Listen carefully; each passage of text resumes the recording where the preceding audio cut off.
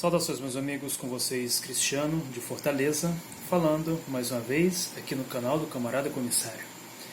Hoje nós vamos falar um pouco das eleições no Peru. O Peru, que é um país vizinho nosso, um dos países da América Latina, da América do Sul, agora se vê diante de uma disputa no segundo turno entre dois candidatos, que é o Pedro Castillo e a Keiko Fujimori, que a propósito é filha do criminoso, já que assim foi condenado pela justiça peruana, Alberto Fujimori, japonês que por vários anos não apenas esteve no poder no Peru, como também praticou crimes de lavagem de dinheiro, dentre vários outros crimes contra o povo peruano. Recentemente saíram algumas matérias no jornal espanhol El País, no qual nós podemos ver o tendenciosismo, o panfletarismo e principalmente o globalismo da imprensa burguesa e pequeno-burguesa. O El País publicou uma matéria no qual eles chamam o candidato Pedro Castillo de extrema-esquerda. Agora você para pensar, o que faz do Pedro Castillo um extremista? Porque, afinal de contas, se eles dizem que ele é um candidato de extrema-esquerda, isso significa que eles estão dizendo que ele é um extremista. O que propôs esse extremista? Será que ele propôs explodir bancos? Será que ele propôs fuzilar quem é de direita? Será que ele propôs perseguir a oposição ou qualquer coisa do tipo? Pegar um AK de verdade no Airsoft e sair por aí atirando nas pessoas que não concordam com o governo dele? Não. Ele é chamado de extremista simplesmente por não estar sintonizado com o espectro ideológico do liberalismo, da globalização.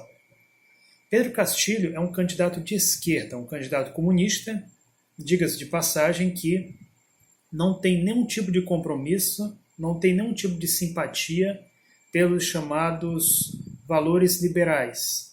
Feminismo, LGBT, toda essa parafernália ideológica que hoje querem empurrar na gente goela abaixo, como se fossem verdades supremas, axiomas que nós somos obrigados a engolir e que somos, inclusive, impossibilitados de criticar.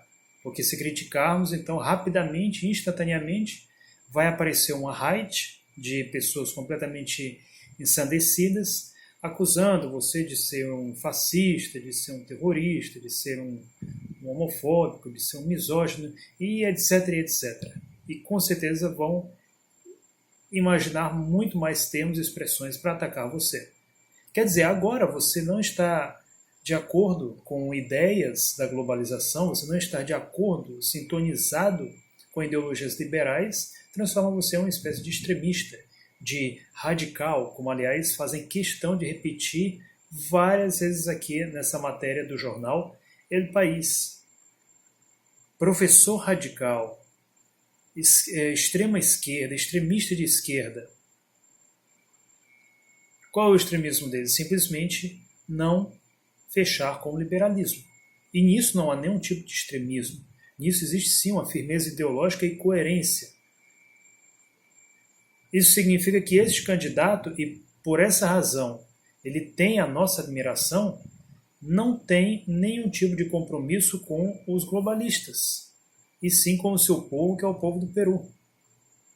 Um país formado por uma maioria católica, formado por uma maioria conservadora, como o Brasil também é formado por uma maioria conservadora. O povo brasileiro é conservador. E não adianta chegar aqui dizendo que em site A ou B de pornografia é comprovado que muito brasileiro assiste vídeo disso, daquilo. É evidente que esses sites eles não respondem pela esmagadora maioria da população brasileira. Eles respondem sim por aqueles que têm acessos a esse ou aquele tipo de site. E que essas pessoas são uma minoria, até porque são pessoas que têm internet. Nós sabemos que nem todo brasileiro tem internet. Internet é, de um certo modo, ainda um privilégio, nós podemos dizer. Se você está assistindo a esse vídeo no momento, você é, de um certo modo, privilegiado, porque significa que você tem internet, você tem água, luz e telefone na sua casa. Muitos brasileiros, por exemplo, não têm acesso a isso. 40 milhões de brasileiros não têm acesso a isso. Então não tem como você querer atribuir essa pecha a todo brasileiro.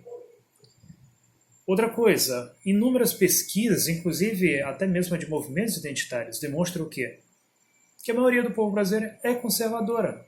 É conservadora, seja esse brasileiro de esquerda ou de direita. Até o Lula é conservador. Basta vocês lembrarem aqui qual foi a expressão que o Lula usou sobre o movimento feminista. Basta vocês lembrarem aqui de uma piada que o Lula fez nos anos 80 sobre esses que aí estão. Não vou mais nem dizer o nome dessas pessoas, porque agora não pode, não. Eu posso ter um problema sério e até o meu canal derrubado se eu for dizer quem são esses que aí estão. Mas que vocês sabem bem quem são. Agora, por que, por exemplo, políticos que muitas vezes são pais de família, inclusive, são homens com a visão pessoal conservadora, se rendem a esses grupos identitários? Porque, infelizmente, eles são curral eleitoral. São curral eleitoral, mas que, aos poucos, empresas e políticos estão aprendendo que quem lacra não lucra. Quem lacra não lucra. Por que o PT perdeu as eleições para um candidato muito inferior, um candidato completamente tosco, ignorante, que lhe fazia oposição? Exatamente porque o PT, infelizmente, foi entrar nessa onda de lacração. Entrou nessa onda de lacração e é evidente que a pessoa, qualquer pessoa de bom senso, e até mesmo esses que aí estão, que têm um bom senso, que não participam desse tipo de algazarra, que não saem por aí na rua, né, com bandeirinha colorida, colocando na testa, na camisa, que são o que eles são, é claro que essas pessoas não irão ter nenhum tipo de simpatia por aqueles que querem lacrar.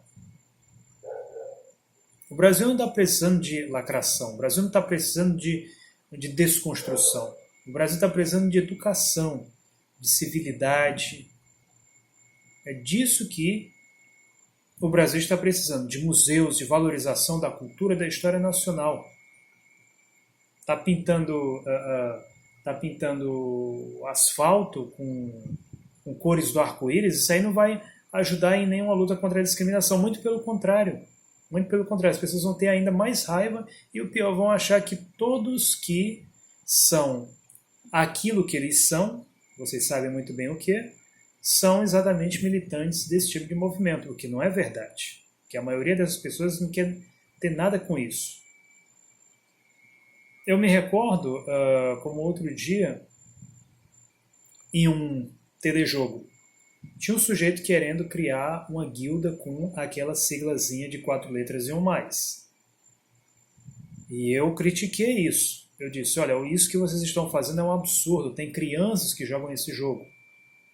E eu vou denunciar essa guilda de vocês do mesmo jeito que eu denunciaria se o nome da guilda fosse eu dormir com a minha mulher.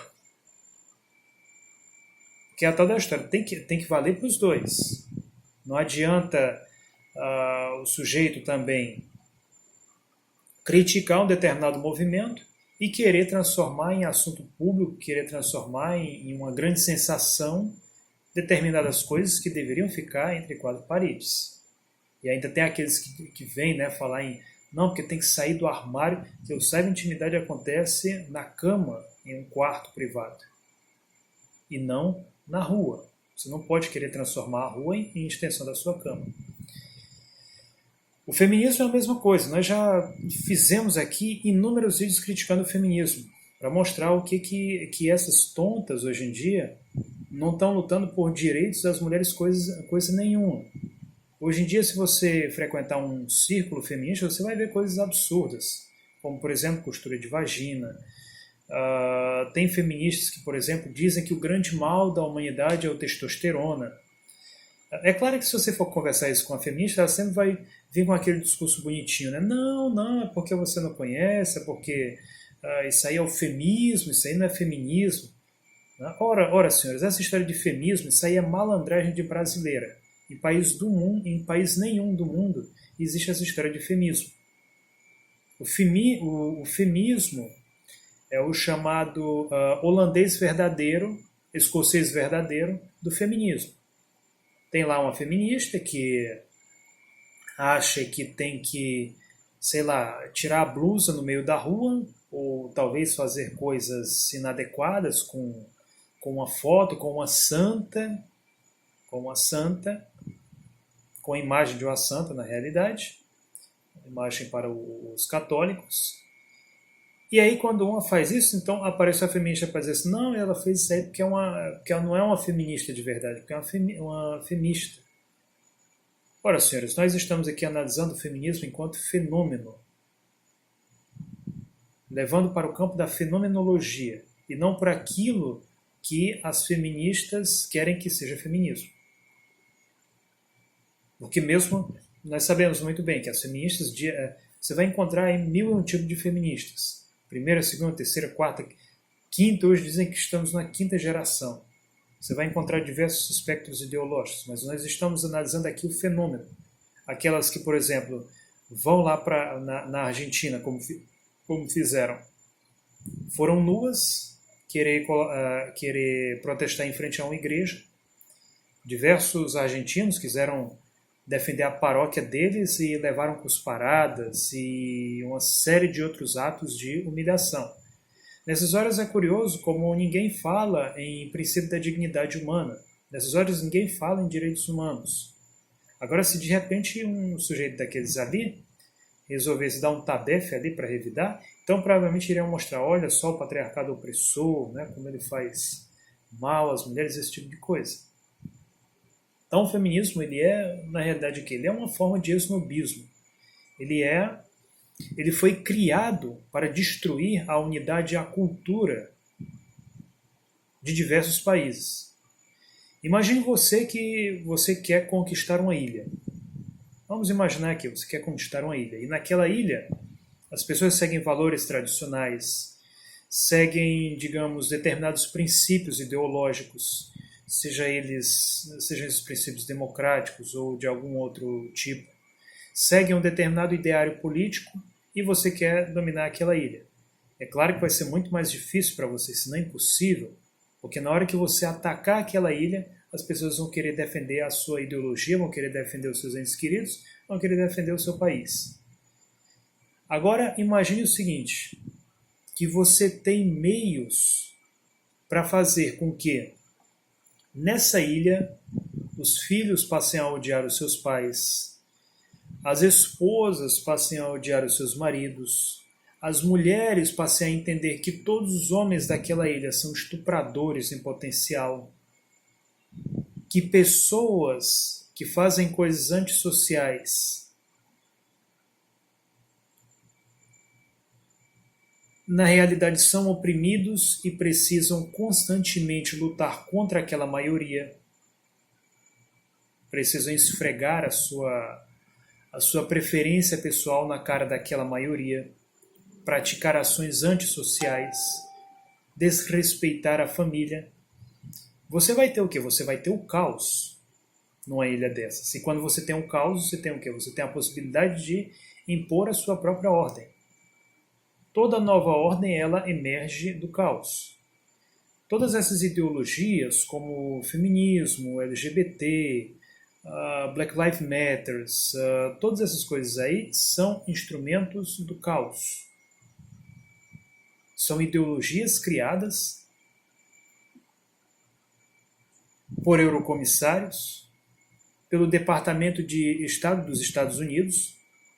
Reparem que muitas dessas ideias elas são completamente consoantes com o programa do Partido Democrata, de nomes como Hillary Clinton, como Bill Clinton e de tantos outros, apoiadas inclusive por grandes empresários como Bill Gates, por exemplo.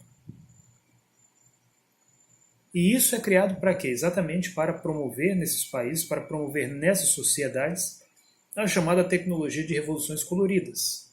Isso foi usado, por exemplo, na Ucrânia. Na Ucrânia você teve, na Maidan, neonazistas, feministas, militantes LGBT, todo tipo de parafernália ideológica. Por quê? Porque eles entendem que eles trabalham com base em setor. Eles pensam da seguinte forma, não, vamos pegar, por exemplo, aquele pessoal das antigas, né, vamos pegar o pessoal de mais idade e inculcar neles aqui a ideia do Stepan Bandeira. Vamos pegar o pessoal mais jovem aqui, que muitas vezes tem conflitos hormonais, existenciais. Vamos dizer para essas pessoas aqui que eles têm que adorar a ideologia LGBT, que tem que adorar feminismo. A Ucrânia é cheia de feminista lá. Porque eles sabem que eles conseguem inculcar essas ideologias nos jovens através das faculdades de humanas. A Rússia agora denunciou tentativas do Ocidente de perverter os seus jovens, perverter ideologicamente através das faculdades de humanas, como aliás fazem aqui no Brasil. Isso que o pessoal diz aqui que no Brasil que é comunista, isso aqui não tem nada a ver com comunismo. Comunismo você tem lá no Manifesto Comunista de Karl Marx, você tem no Capital. Não tem nenhuma relação com isso que a gente vê hoje em muitas universidades no Brasil. Isso que a gente vê no Brasil, isso que a gente vê em outros países, isso aí tem um nome. São ideologias patrocinadas por multimilionários como, por exemplo, George Soros. No Brasil há um fato irrefutável, e vocês podem pesquisar no Google, que vocês vão encontrar na própria página da Open Society de George Soros. A Open Society do multimilionário George Soros enviou milhares, centenas de milhares de reais para uma página chamada Quebrando Tabu. Quebrando Tabu, que é mais um emissário do caos. Uma página que dissemina o caos no Brasil. Você fica pensando naquele jornalismo policial, só que num jornalismo policial no qual você só vai mostrar violência de homens contra mulheres, de violências contra pessoas com um determinado estilo de vida. E claro que eles primeiro cozinham bem, né, o espantalho, preparam muito bem o espantalho, para depois jogar ali soluções simplistas.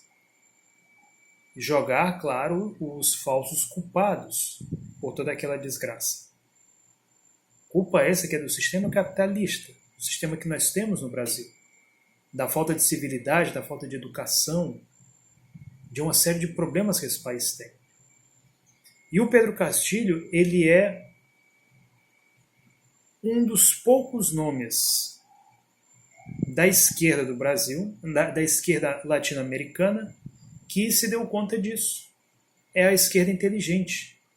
Enquanto no Brasil a esquerda continua achando que está apoiando esse tipo de pauta identitária, que está apoiando lacração vai trazer voto, isso aí vai ser a desgraça da própria esquerda. Ninguém faz tanto no Brasil contra a esquerda do que a própria esquerda. Vocês podem ter absoluta certeza disso. A maioria das pessoas diz, não gosto de ver determinadas coisas na televisão. Não quero ver determinadas coisas no meio da rua. Se o sujeito quiser fazer na casa dele, isso aí é coisa pessoal. Mas o sujeito querer colocar na televisão, querer fazer grandes paradas, por isso querer consumir dezenas de milhões de reais em paradas dessa natureza, eu não quero isso. Aí o sujeito faz o quê? Faz exatamente aquilo que o cidadão comum, que o cidadão brasileiro não quer ver. Isso é um infantilismo muito grande. É mais ou menos como você imaginar um sujeito que, por exemplo, não gosta de ouvir um determinado estilo musical, por exemplo, funk. Você imagina que você tem um vizinho que coloca, todos os dias adora colocar música de funk, de pornografia, ou então música do Rammstein, que em nada se diferencia do funk. E aí você tipo, por gentileza, será que você poderia ouvir essa música baixinha, ou com fone de ouvido? Aí o sujeito faz o quê? Coloca no volume máximo. Isso significa que esse vizinho é o quê? Esse vizinho é um sujeito antissocial. Eu me recordo quando eu estava em Dubai, no aeroporto, tinha um sujeito, eu acredito que da Malásia, estava ouvindo a música lá na maior das alturas. E uma senhora, uma brasileira, ela olhou para ele e, por favor, coloca o fone de ouvido, reclamou com ele. Alguém poderia dizer que isso é discriminação, que ela estava sendo intolerante porque o sujeito é asiático e tal. Não. Isso se chama convívio em sociedade. As pessoas devem saber respeitar a vida social e não tomar atitudes antissociais. Então, não existe nenhum extremismo do Pedro Castilho nele chamar as coisas pelos seus nomes, nele denunciar ideologias decadentes, ideologias liberais, como ideologias liberais.